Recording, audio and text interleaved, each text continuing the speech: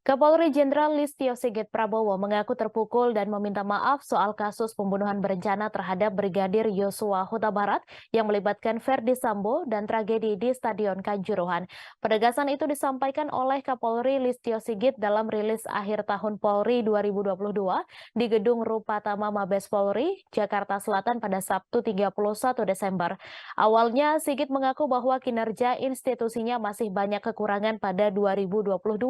Karena itu, ia meminta maaf jika masyarakat Indonesia masih melihat kinerja Korps Bayangkara masih belum sesuai harapan.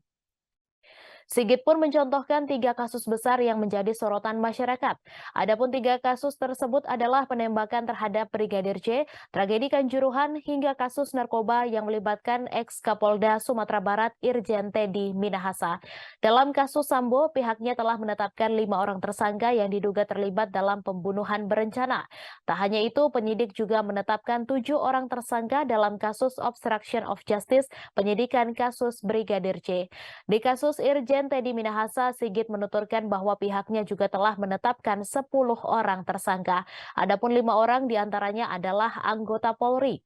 Lebih lanjut, Sigit menambahkan bahwa kasus ketiga yang menjadi sorotan masyarakat adalah tragedi Kanjuruhan.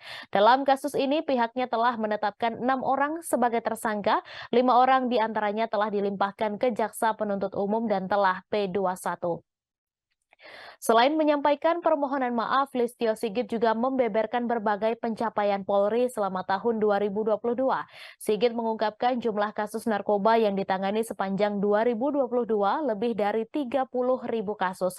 Menurutnya, barang bukti yang diamankan ditaksir mencapai triliunan rupiah.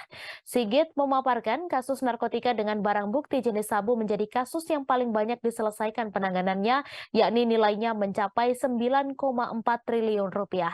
Di sisi lain, ia menambahkan secara keseluruhan jumlah kasus yang ditangani Polri sepanjang 2022 turun 611 kasus atau sekitar 1,5% dibandingkan 2021.